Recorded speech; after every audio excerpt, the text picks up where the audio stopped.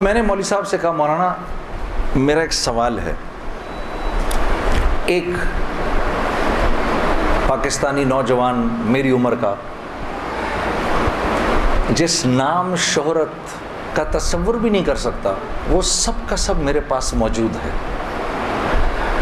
لیکن میں اندر سے خالی ہوں۔ لوگ اس بات کو نہیں جانتے، لوگ سمجھتے ہیں کہ میں بہت خوش ہوں، لیکن میں اندر سے بہت پریشان ہوں، بہت اضطراب ہے اور اس کی وجہ مجھے سمجھ نہیں آتی۔ فرمانے لگے تیرا مسئلہ یہ ہے کہ تجھے چوٹ لگی ہے سیدھے گھٹنے پر اور تو مرہم لگا رہا ہے الٹے گھٹنے پر۔ میں نے کہا جی وہ کیسے؟ فرمانے لگے دیکھو اللہ نے انسان کو دو چیزوں سے بنایا ہے، ایک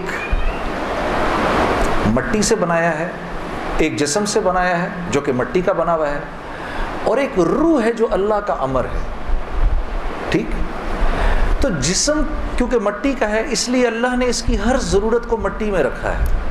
جو کھانا ہم کھاتے ہیں، جو کپڑے ہم پہنتے ہیں، جو پانی ہم پیتے ہیں، جن گھروں میں ہم رہتے ہیں، جو چیزیں ہم استعمال کرتے ہیں، یہ سب جسم کی ضرورت کی چیزیں ہیں، اور کیونکہ جسم مٹی کا ہے تو اللہ نے ان تمام ضرورتوں کو مٹی میں رکھا ہے۔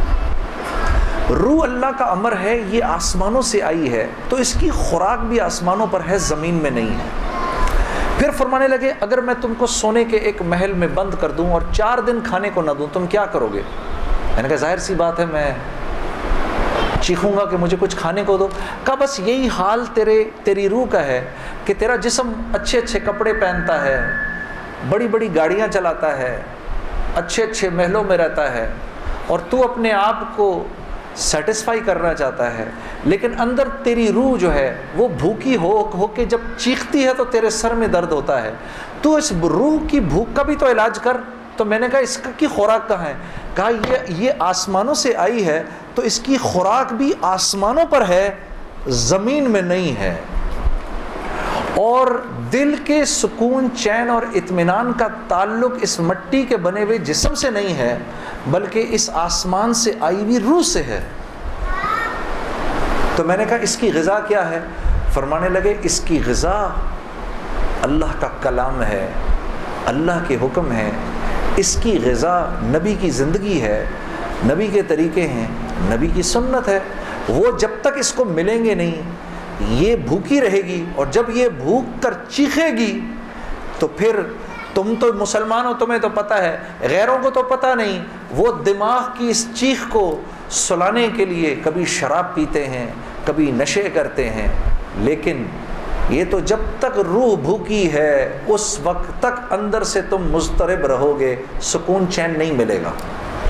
اور پھر قرآن کی وہ آیت پڑھی مجھے آج بھی یاد ہے، الا بذکر اللہ تطمئن القلوب، کہ اللہ پاک چیلنج دے رہے ہیں سب کو کہ اگر دل کا سکون، چین اور اطمینان چاہیے میرے بندو، مالداروں، حکومت والوں، دولت والوں، شہرت والوں، اگر تمہیں دل کا سکون، چین، اطمینان چاہیے تو تمہیں مجھ سے تعلق بنانا پڑے گا، مجھ سے یاری لگانی پڑے گی۔ مولانا کی یہ بات سن کر میں تو پہلے ہی پریشان تھا، 3 دن سے بیان سن رہا تھا، میں تو دھاڑے مار کے رونا شروع ہو گیا، روتا رہا بڑے دیر تک۔ پھر جب مجھے تھوڑا سا چین آیا تو میں نے کہا مولوی صاحب اس کا مطلب کیا ہے، میری پوری زندگی برباد ہو گئی؟ تو فرمایا نہیں، بالکل بھی نہیں، کہ یہ معاملہ تم دنیا والوں سے تھوڑی کر رہے ہو، یہ معاملہ تم تو اللہ سے کر رہے ہو۔ اور اللہ کے ہاں معاملہ کیا ہے؟ اللہ کے ہاں معاملہ کیا ہے کہ ابھی انسان اللہ رب العزت سے معافی مانگنے کا ارادہ ہی کر رہا ہوتا ہے، دل میں ابھی خیال ہی آ رہا ہوتا ہے کہ اللہ رب العزت اگلے پچھلے معاف کر دیتے ہیں سارے۔ پھر مجھے فرمایا، یہ مجھے پھر بات سنائی، حدیث قدسی سنائی کہ میرے بندے تو یہ زمین و آسمان سارے کے سارے اگر اپنے گناہوں سے بھر دے، جو کہ تو بھر نہیں سکتا، اگر تمام جن و انس بھی مل جائیں تو بھر نہیں سکتا، لیکن اگر تو نے ایسا کر بھی دیا، ایک مرتبہ اگر تو نے کہا اے اللہ مجھے معاف کر دے، تو نہ صرف یہ کہ ہم تمہیں معاف کر دیں گے بلکہ تم ایسے ہو جاؤ گے جیسے تم نے ان گناہوں کو کیا ہی نہیں۔ میں تو بے یقینی کی حالت میں مولانا کو دیکھنے لگا، میں نے کہا مولوی صاحب واقعی کہا ہاں. پھر پوچھنے لگے کیا ارادہ ہے؟ اب میرا ارادہ میوزک چھوڑنے کا تو نہیں تھا کہ میں نے کہا ادھر آؤ، وہ کیا کہ نمازیں بخشوانے آئے، کیا روزے گلے پڑ گئے؟ ہاں جی، میرا تو کوئی پروگرام نہیں تھا میوزک چھوڑنے کا، لیکن گناہ بھی بخشوانے تھے. تو پھر مجھے کہنے لگے توبہ کرو گے؟ میں نے کہا مولوی صاحب کس چیز سے؟ کہا اپنی اس پچھلی زندگی سے. میں سوچ میں پڑ گیا. اچھا، میں نے کہا جی میں توبہ کرتا ہوں. میں نے توبہ کی، یا اللہ میوزک چھوڑنے کا تو میرا کوئی موڈ نہیں، یہ مولوی بھی اللہ جانے کیا کہہ رہے ہیں، لیکن اگر تجھے اس سے کوئی میرے لیے بہتر زندگی نظر آتی ہے تو تو مجھے اس زندگی پہ لگا دے کہ واقعی میں چاہتا ہوں کہ تجھے راضی کر سکوں، تجھے خوش کر سکوں. اے اللہ پچھلی پوری زندگی پر توبہ کرتا ہوں، اگلی زندگی تیرے حکموں پر چلنے کی کوشش کروں گا.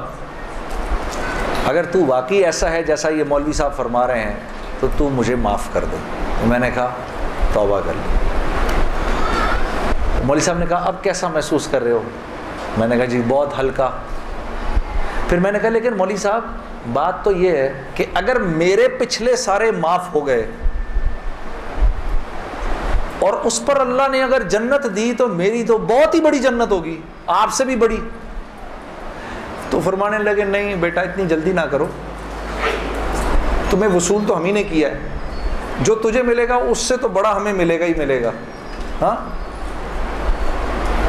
لیکن میں نے کہا مولوی صاحب، اور بہنیں اس بات کی تصدیق کریں گی، موسیقی تو روح کی غذا ہے کہ نہیں؟ ہاں، یہ سیالکوٹ کی خواتین یقین کرو پورے ملک کی پہلی بہنیں ہیں جو کہہ رہی ہیں نہیں، ورنہ اگر کسی نے نہیں بولا تو چپ ضرور رہی ہیں. سارے مردوں نے بولا ہے موسیقی روح کی غذا نہیں ہے. موسیقی روح کی غذا ہے جی. یہ دیکھو اب آواز آئی ہے، اب ایسا لگ رہا ہے کوئی بیٹھ کے سن رہا ہے جی. موسیقی روح کی غذا ہے جی. شاباش، اللہ آپ لوگوں کو اس پر چلا دے. اللہ رب العزت آپ کے موبائلوں میں جتنے بھی گانے ہیں سب اڑا دے اسی وقت. گھروں میں جتنی کیسٹیں ہیں سب ٹوٹ جائیں، اللہ کرے ساری سیڈیاں ٹوٹ جائیں. اللہ پاک ایسے کرے گانے کی آواز ہی نہ سننے کو ملے آج کے بعد آپ میں سے کسی کو.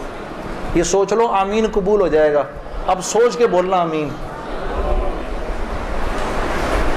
تو مولوی صاحب نے مجھے کہا کہ نہیں، موسیقی روح کی غذا نہیں ہے، موسیقی نفس کی غذا ہے.